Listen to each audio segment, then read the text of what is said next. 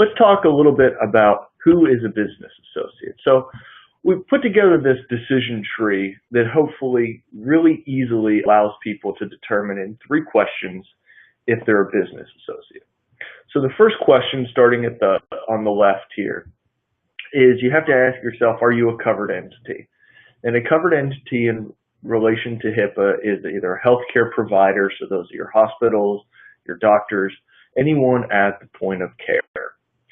A health plan, so a health insurer, or a healthcare clearinghouse, which is a specific definition under HIPAA, which probably doesn't have a lot of relevance here. If you are a covered entity, you are by definition not a business associate. You cannot be both a covered entity and a business associate. So if you're a covered entity, feel free to join and continue with our presentation, but you're not a business associate. But if you're not a covered entity, then we have another question that you have to ask. Do you perform services or activities for one of those covered entities? This can be almost any business function that is contracted out to a third party: billing, janitorial or maid services, legal services, accounting services, payroll. All of these things that are either a service or an activity that is performed for a covered entity. If you do, then we have another question. If you don't perform a service or function for a covered entity, then you are not a business associate. But if you do, there's a third question that you have to answer. Do the services or functions that you perform for that covered entity, do they involve access, do they require access to protected health information? This is the names, Social Security numbers, addresses, any personally verifiable information, including diagnosis and treatment codes, all of that health information that that HIPAA is really trying to protect. Do the services or functions that you perform for that covered entity require you to have protected health information? So if you are a billing company doing billing for a hospital or a doctor's office, and you need to know what treatment somebody received, then you probably are performing a function that requires you to have access to protected health information. If you answer yes to that third question, that you need access to PHI to perform that service or function, then you are a business associate. Now, there are 2 caveats I want to mention. First of all, if the information that you receive or you're in contact with from a covered entity to perform that service or function is de-identified, then by definition that is not protected health information and you would not fall within the definition of a business associate. And second, if the protected health information that you come in contact with is incidental, if somebody is performing janitorial services and there happens to be a piece of paper in the trash or in the recycling that has PHI, that's probably incidental and you probably don't fall within the definition of a business associate. But for the most part, if you're not a covered entity, you're performing a form or service or a function for a covered entity, and that activity or service requires access to PHI, then you are a business associate. And this is a definition that falls widely. Many people fall within it. That's the who. Now we go to the when. When should business associates care about HIPAA? Well, the time is now. Actually, the time was about 18 months ago. But we will focus on right now. In 2013, the HIPAA Omnibus Rule was finalized, and in September of 2013, it became effective. That rule stated that business associates directly now have to comply with HIPAA. They have to have specific safeguards in place, which we will discuss later today and in coming sessions. But that rule, the HIPAA Omnibus Rule, has been in effect since September of 2013, and it has put business associates at the forefront and has required them to be compliant with HIPAA. why? Why does a business associate need to care? Why do they need to comply with HIPAA? Well, first, going back to the previous slide, it's the law. It's something that has been the law since 2013. But really, I mean, we have financial ramifications for business associates who do not comply.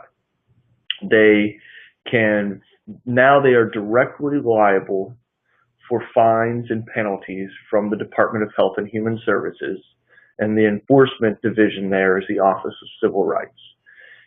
Previously, if there was a breach, protected health information was inappropriately accessed by a business associate, it was really the covered entity's responsibility to ensure that was protected, and the fine would go to them. If there was a service agreement between the business associate and covered entity, that some liability could flow to the business associate, but OCR and HHS would not come directly to the business associate and slap them with a fine.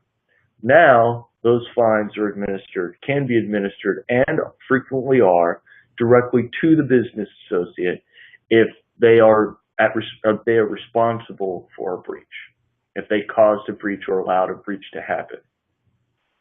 And later this year, OCR will start a round of HIPAA audits that will be and they will specifically audit business associates. They will come in and determine if business associates are complying with HIPAA. And and if they are not, they can immediately be assessed fines for not being in compliance if that's what the audits determine. And the general consensus is those audits will not go well for business associates. There is a vast understanding that business associates are not complying well or in large part with the rules. So you have the governmental aspect, which business associates are now directly responsible for fines. We also have civil litigation. I have a legal background. I'm an attorney, and whenever we see breaches, whether it be Target or Sony or our most recent one that we've been hearing a lot about, Anthem, I watch the news, and inevitably 2 to 4, maybe 5 days after, we have the first litigation, the first civil class action suits filed against whoever is supposedly responsible for the breach.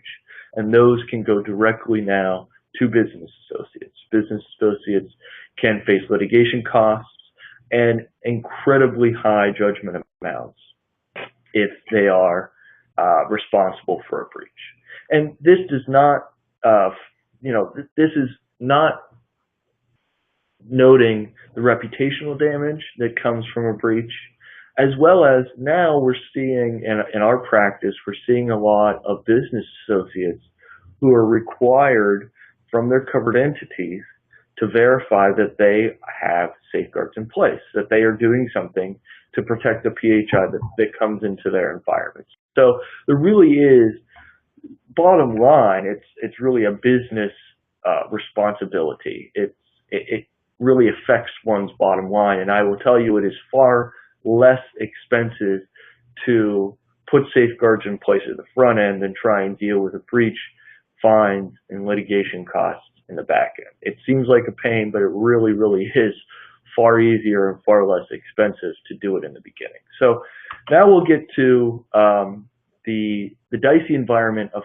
how a business associate complies with HIPAA. And I will turn that over to Mark to take that conversation on. Thanks, Adam, and thanks for kind of setting up that nice global picture. We've gotten to this slide. We're going to jump into the weeds a little bit, the how. So now that I've identified that I am a BA and I've identified obviously the business impact that is out there, or what we like to talk about is risk exposure. Your business has a risk exposure being in this industry, in this market segment of healthcare. And in order to limit the exposure and limit risk to your business, it is about this relationship that you carry with the covered entity as you being a business associate. And fundamentally, starts with that wonderful agreement known as the Business Associate Agreement. And within that agreement, you have laid out contractually what your roles and responsibilities are in that relationship. And what coincides with that is this basically assumption that the government and HHS is assuming you have a fundamental risk management program in place to protect this health information. And that's the detail of the how. You must have what are called safeguards around HIPAA for this information. And those safeguards are a little bit of a three-legged stool. They are heavily privacy and security is the main focus of these safeguards, but they are in three different buckets. There is a technical safeguards area, the actual electronic information, electronic exchange, networks, many of the IT functions of protected health information is one leg of the stool. Your second leg is the actual physical safeguards, meaning physical access. So you as a BA, how your entry point to information, and then maybe you carry information back to your business or you hold on to it. So what physical safeguards do you have in place? And when we say in place, you're really talking about not only policies of handling information, but the actual procedures that you have in place to handle protected health information. And then the third leg of the stool, one of the most complicated and misunderstood, the administrative safeguard area. Those are the actual policies. That is the core foundation of what you're doing as operating and handling and protecting this information, both from a privacy and security perspective. So that's what you really have to put in place as a BA, is that structure around those three safeguard areas. And then once those safeguard areas are in place, then you have your two biggest sections as a BA, which are training and breach notification. Training is vitally important because many of the business associate agreements that we have worked with and work with BAs in helping them implement risk management programs, this is one of those loose areas, but also the easiest area to limit exposure, and that is the training of an employee, the awareness of the safeguards that have to be in place of protecting health information. This is part of that training plan. This is a core aspect. Sometimes you as a BA, we've even seen language where you're putting that responsibility back on the covered entity to train your employees or to make the training available from the covered entity as far as what they have in place to protect information in the relationship that you've shared. But you'll want to make sure that you vitally understand what your role and responsibility is when it comes to training for your employees in its relationship back to that CE, and vice versa. And then even the pillar now is breach notification. Obviously, in this whole relationship, which is what this is between you as a business and the covered entity, there isn't a known relationship that they're expecting a policy and procedure around breach notification, that you have clearly identified who would be responsible for the identification of a breach if it were to occur on your end, or if the breach occurred from the CE and them notifying you, how that relationship is handled. How that communication is handled is just, vitally important, even to the standpoint where you've seen CMS come out with extended guidance on making sure you have your breach notification policy and procedure in place. So when you talk about these three areas, these are what you will be accomplishing as a business associate, is heavily focused on understanding the pillars of constructing a risk management program for your organization that will basically protect and coincide with your business associate agreement and your service level agreement. Because at the end of the day, that's what it's really governed by. You want to make sure that it's clearly known and understood within your language relationship of your business associate agreement that that's the core of what you're doing. And as Adam alluded to, going forward, this is going to become a commonplace. I mean, this is a point of business entry for many entities. The larger healthcare organizations will be requiring and looking for these types of programs that you can produce and say, yes, this is what we do. We do these functions to protect HIPAA. Here's our security risk management program. Here's our assessment, and how you can kind of communicate those back and forth. And that's what